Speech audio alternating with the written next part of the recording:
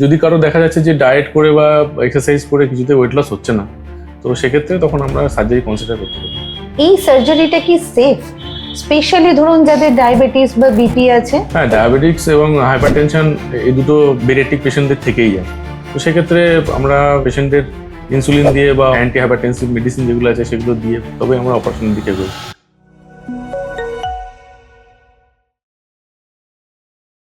এখনকার দিনে obesity and overweight খুব কমন একটা প্রবলেম, এবং এই প্রবলেমের একটা সলিউশন হলো বেরিয়াট্রিক সার্জারি।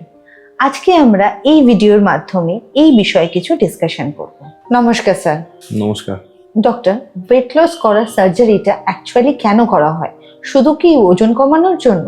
শুধুমাত্র ওয়েট যে কমে তা কিন্তু নয়, বেরিয়াট্রিক সার্জারির অনেকগুলো অ্যাসপেক্ট আছে।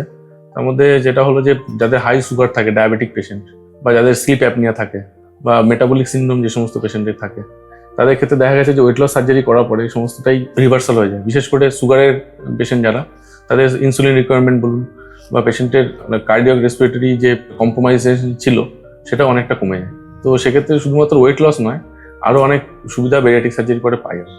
পেশেন্ট কি করে বুঝবে যে শুধুমাত্র ডায়েট আর এক্সারসাইজ নয়, সার্জারিটাকেও কনসিডার করতে হবে? যদি কারো দেখা যাচ্ছে যে ডায়েট করে বা এক্সারসাইজ করে কিছুতে ওয়েট লস হচ্ছে না, এবং তার যে সিমটমস বা তার যে ধরুন স্লিপ অ্যাপনিয়া বলুন বা ডায়াবেটিস বলুন, বিএমআই যেটা আছে বলি আমরা, বিএমআইও কমছে না, তো সেক্ষেত্রে তখন আমরা সার্জারি কনসিডার করতে পারি। এই সার্জারিটা কি সেফ, স্পেশালি ধরুন যাদের ডায়াবেটিস বা বিপি আছে?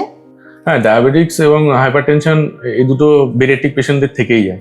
তো সেক্ষেত্রে আমরা পেশেন্টের ইনসুলিন দিয়ে বা অ্যান্টি হাইপারটেনসিভ মেডিসিন যেগুলো আছে সেগুলো দিয়ে পেশেন্টের মনিটর করে তবে আমরা অপারেশনের দিকে যাই। ফলে অপারেশনের সেফটি নিয়ে কোনো সমস্যা হয় না। আচ্ছা স্যার, ল্যাপ্রোস্কোপিক বেরিয়াট্রিক সার্জারি ঠিক কতটা সেফ? ল্যাপ্রোস্কোপি বেরিয়াট্রিক সার্জারিতে মেনলি যেটা আমরা করি এখন, যেটা হলো যে স্লিপ গ্যাস্ট্রেক্টমি আর আরওআইজিবি, এই দুটো অপারেশন। তো সেক্ষেত্রে দেখা গেছে যে পেশেন্টের রিকভারিটা ডিপেন্ড করে পেশেন্টের বিএমআই কত তার উপরে, 1 নম্বর।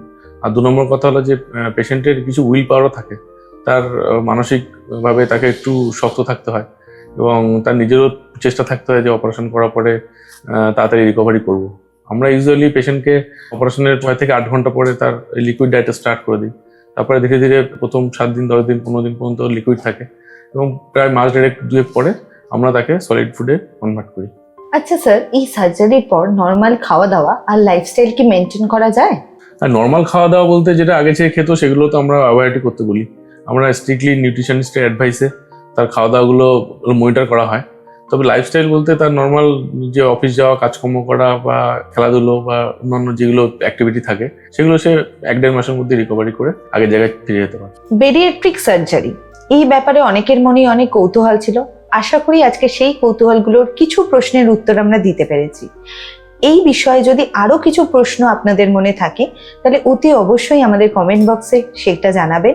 স্যার পরবর্তী এপিসোডে সেগুলোর উত্তর দেওয়ার চেষ্টা করবেন। ধন্যবাদ। নমস্কার।